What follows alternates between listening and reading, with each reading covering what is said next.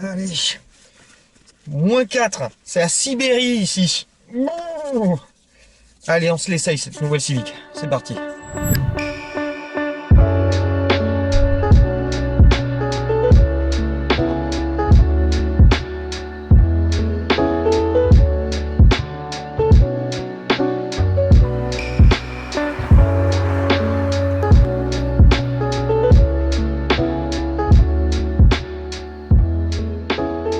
Et allez, bienvenue à tous sur l'électrique. Hobby Auto les amis, j'espère que vous allez bien. Aujourd'hui on essaye une voiture que j'attendais depuis un petit moment et que quelques-uns d'entre vous, d'après les messages qu'on a échangés, attendaient aussi impatiemment. C'est la nouvelle Honda Civic. Malheureusement pas encore la Type R. Elle arrive très très vite, promis, on essaye de vous l'essayer assez rapidement. C'est la version IHEV. Terminé le full thermique chez Honda, on passe au ce qu'ils appellent le full hybride. Le full hybride, les forces en présence, la nouvelle Honda Civic avec un style assez tranché par rapport à la précédente génération, moins manga, plus mature on va dire, moins japonisant, mais toujours aussi marqué, on reconnaît la Honda, c'est plutôt bien fait. On a des très beaux feux à l'avant, on a un capot plongeant, aplati, qui lui donne un côté un petit peu presque menaçant et c'est pas désagréable à l'œil. On a ici un accastillage de notre version sport, très très cool avec des jolis rajouts sur les boucliers à l'avant. On a des superbes jantes de 18 pouces qui font presque penser à des jantes de Type R et un béquet plutôt stylé à l'arrière qui termine assez sportivement. Cette coupe à la fin de l'auto qui fait penser à du fastback, c'est une compacte concurrente des Mégane, Toyota Corolla, etc. mais avec un aspect quasiment de berline familiale. Et d'ailleurs en berline familiale on y est quasiment parce que on est à 4,55 m de long. Pour moi en style c'est plutôt réussi, c'est plutôt bien fait comme auto.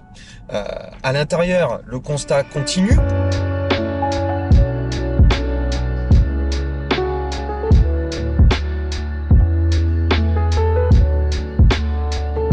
On a quelque chose d'assez rigoureux, moins japonisant encore une fois. On a presque des codes allemands et c'est plutôt bien fait. Ça ressemble à une de ses concurrentes, c'est la Mazda 3. Une planche de bord assez classique, on va dire, dans les codes modernes en termes de design. Mais c'est très bien assemblé, il y a beaucoup de plastique, certains durs, mais c'est très rigoureux en termes d'assemblage et c'est très bien présenté avec les aérations et toute cette planche de bord avec ce nid d'abeille, cette grille nid d'abeille qui est plutôt bien faite et qui donne un côté sérieux et plutôt joli à cet intérieur. Seul truc, les boutons là, pour changer les rapports, non, faut arrêter, un levier normal c'est quand même bien plus simple. Des jolis sièges ici en tissu, plutôt confortables et avec lesquels vous pouvez vous trouver une très très bonne position de conduite avec un très bon volant, une très belle préhension, on l'a bien en main ce volant et un compteur digital devant vous avec les infos sur la gauche et un compteur classique sur la droite. L'écran ici plutôt réactif mais toujours tactile, c'est pas non plus le Tennessee mais dans les faits ça se fait pas trop mal. Bon point, pas de tactile partout, on a des bonnes touches bien physiques sur le volant et ici pour la climatisation avec un joli fini guilloché, c'est très joli, c'est bien présenté et ça m'a l'air très rigoureux, très bien assemblé et ça c'est plutôt pas mal. À l'arrière on a quand même beaucoup de place, on est sur une très longue compacte, je dois le rappeler, et la place aux genoux et aux épaules pour les passages arrière est pas mal du tout. Le coffre lui entre 410 et un petit peu plus de 1220 litres, banquette rabattue. C'est très très bon pour la catégorie et il est plutôt logeable, assez pratique avec un joli haillon. La voiture est super bien équipée dès les premiers niveaux d'équipement. Vous avez la conduite semi-autonome de niveau 2 avec un assistant en embouteillage. Vous avez la charge par induction. Sur les hauts de gamme, vous pouvez avoir la sono Bose qui est excellente avec aussi une sellerie cuir. C'est une voiture qui a quasiment pas d'options et pour moi, en rapport qualité-prix, on va en parler tout à l'heure, c'est excellent.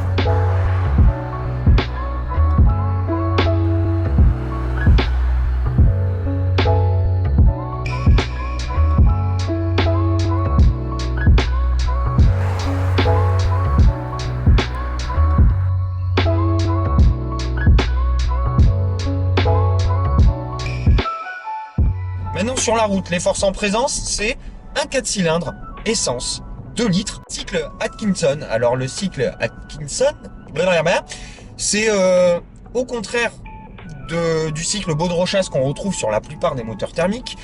C'est un moteur qui va privilégier la détente à la compression, avec une détente bien plus longue que la compression, car le cycle des 4 temps est fait en un seul tour de Villebrequin. Gros avantage, le rendement énergétique est encore meilleur. Petit désavantage entre guillemets, ça privilégie pas la puissance. On se retrouve avec un 2 litres Atmo de 184 chevaux qui est secondé par 2 moteurs électriques. Un qui va servir de générateur et un autre qui va entraîner les roues avant. Le tout accouplé à une boîte CVT. Vous connaissez mon amour pour les boîtes CVT. Mais celle-ci, elle a un petit twist qui est pas désagréable. On va en reparler d'ici quelques secondes. Déjà, en ville, c'est pas trop mal. Il y a une belle vision, 4,55 m. Faudra faire un petit peu attention si vous êtes habitué aux compacts plus courtes. Mais on a une belle vision et on a un très très bel agrément entre l'électrique et le thermique. C'est un des mots d'ordre de cette auto, c'est l'agrément. Et en ville, ça fait pas défaut. Seul petit bémol en ville, je trouve que ça braque pas assez bien. Là où c'est chouette en ville, c'est que vous mettez une petite charge comme ça. Vous allez entendre la boîte CVT prendre des tours, mais avec un petit twist, un simulateur de rapport, comme si vous aviez une vraie boîte auto. Très bien insonorisé, bel agrément, et ensuite vous laissez vivre la voiture sur l'électrique. On a 1 kWh de batterie qui vous permet justement de pouvoir profiter de cette électricité pendant 1 ou 2 km et pouvoir profiter de la lancée de la voiture, ce qui donne une conso extrêmement maîtrisée. En ville, vous pouvez faire des trajets à 3,9 litres, 4 litres si vous êtes excellent. Si vous faites pas attention, et globalement, entre mon utilisation urbaine et périurbaine, j'ai fait entre 4,6 litres et 4,8 litres, ce qui est vraiment excellent. Ensuite, sur le réseau secondaire, pareil, pas forcément en faisant de l'éco-conduite, mais en étant un peu intelligent et en laissant vivre la voiture sur sa lancée, vous pouvez réellement maîtriser votre conso et vous stabiliser autour des 5 litres, 5 litres 2 sur le réseau secondaire, ce qui est excellent. Et sur l'autoroute, vous serez un petit peu plus. Vous serez à 5 litres 6, 5 litres 7, entre 110 et 130. Mais ce qui reste vraiment très très bon pour cette auto. C'est vraiment excellent. La boîte CVT, elle est excellente parce qu'elle va vous apporter, comme je vous le disais, une émulation de rapport. Ce qui fait que ça va faire tomber un petit peu fake le régime de rotation du moteur. Ce qui va vous donner l'impression d'avoir une boîte auto à convertisseur de couple classique, mais plutôt efficace.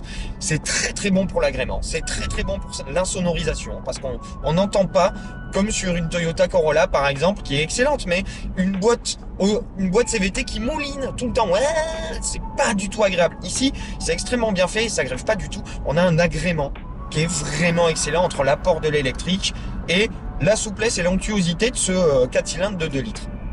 Sur le réseau secondaire, on peut presque être dynamique avec autant d'agréments. Je vous le cache pas, ça a absolument aucune prétention sportive, contrairement à sa sœur la Tipper, qu'on a hâte d'essayer.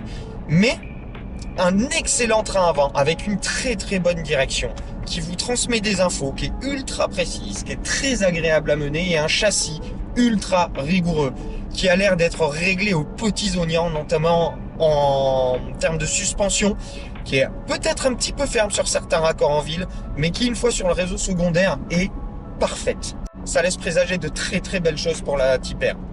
Et le freinage dans tout ça, il est excellent. Et ce qui est bien, c'est qu'on n'a quasiment pas cette sensation de changement de consistance entre la régénération et l'attaque des plaquettes sur les disques, ce qui fait qu'on a un excellent freinage et qui est très très bon en feeling. On a une parfaite consistance dans la pédale. Bravo Honda, parce que c'est la première fois que je vois un truc aussi bien géré sur une caisse non sportive. Je trouve ça bluffant. Bluffant, c'est vraiment le mot pour cette Honda Civic, parce que je m'attendais pas à ça, j'étais pas prêt. Pour moi, on est sur une des berlines compactes les plus rigoureuses que j'ai jamais pu rouler et des plus intéressantes en termes de coût d'utilisation. Voilà, entre 32 et 37 000 euros suivant les versions. Oui, c'est pas grand chose quand on voit le prix des voitures neuves aujourd'hui. Ultra bien équipé. Et ici, pour moi, pour ma conso mixte sur les 1600 km que j'ai fait avec l'auto, on est à 5 litres 3. Sachant que ça privilégie énormément d'autoroutes. Il y a un Paris-Bordeaux et un Bordeaux-Paris dans ces 1600 km, les gars. Je pense qu'on peut tabler sur une conso moyenne mixte de 4 litres 9, on va dire, Ce qui est ultra intéressant compte tenu des 184 chevaux qui sont tous là et de l'agrément qui est proposé par cette auto en full essence, critère 1. Même pour les rouleurs. Et voilà, pour moi, c'est une des autos les plus concrètes que j'ai roulées cette année. Et en daily, c'est vraiment excellent. J'essaie de lui trouver des reproches, mais j'en ai pas vraiment. Parce que quand on prend le coût de la voiture et son coût d'utilisation et les prestations qu'elle offre et l'agrément qu'elle offre, c'est assez bluffant, je dois vous dire.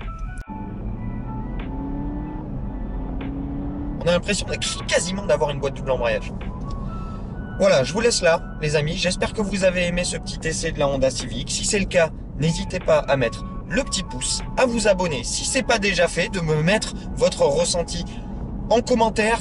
N'hésitez pas à partager avec vos amis. Et moi, je vous retrouve très très vite pour l'élection de la voiture de l'année et cette fin d'année 2022 qui, j'espère, ne sera pas la dernière pour nous. Je vous en reparlerai un petit peu plus tard. Je sais que c'est dur à dire. Et puis je vous retrouve très très vite pour de nouvelles aventures. Et d'ici là, une très bonne continuation et une bonne fin de ce que vous êtes en train de faire. Allez, ciao!